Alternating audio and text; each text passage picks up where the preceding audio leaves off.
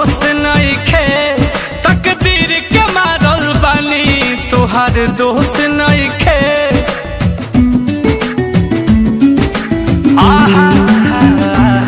सुनसान जिंदगिया लागे अब तो होश नइखे, तकदीर के मारल बानी तोहार दोष नइखे। मौत गुजरे रोजे हमारा करीब से, मौत गुजरे रोजे हमारा करीब से। दिल के नाता जुड़े बहुत नसीब से, केहू प्यार कहाँ करेला गरीब से। दिल के नाता जुड़े बहुत नसीब से, कैसे प्यार केहू करिए गरीब से।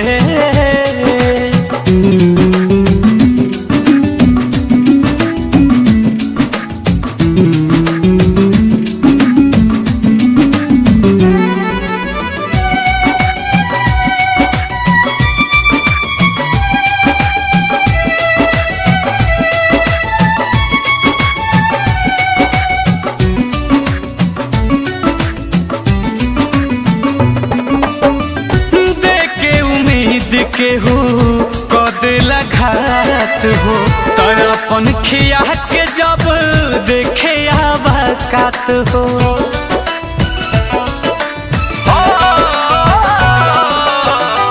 देखे उम्मीद केहू कह देला घात हो, आया अपन खिया के जब देखे आबाकात हो। कि जिंदगी जी केहू कौना तोहर कीब से, कि जिंदगी जी केहू कौना तोहर कीब से। दिल के नाता जुड़े बहुत नसीब से, केहू प्यार कहाँ करेला गरीब से।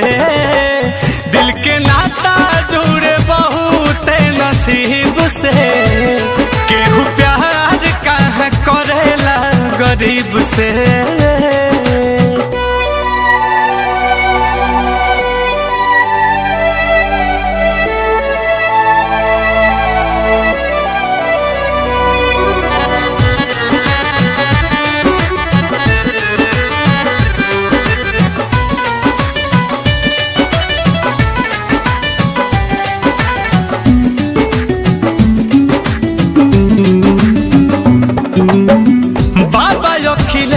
नील कमल नइखे गम हो, जीलब अकेले हम हूँ सही के सीतम हो।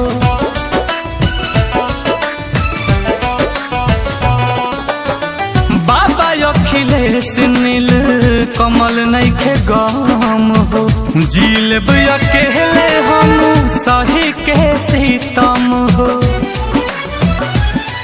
नसीहत जिंदगी न पल जरीब से, कि नसीहत जिंदगी न पल जरीब से। दिल के नाता जुड़े बहुत नसीब से, केहू प्यार कहाँ करेला गरीब से। दिल के नाता जुड़े बहुत नसीब से, कैसे प्यार केहू करिए गरीब से। सुनसान जिंदगिया लागे अब तो होश नइखे, तकदीर के मारल बानी तोहार दोष नइखे। मौत गुजरे रोजे हमारा करीब से, मौत गुजरे रोजे हमारा करीब से। दिल के नाता जुड़े बहुत नसीब से, केहू प्यार कहाँ करेला गरीब से। दिल के नाता जुड़े बहुत नसीब से, कैसे प्यार केहू करिए गरीब से। दिल के नाता जुड़े बहुत नसीब से, केहू प्यार कहाँ करे।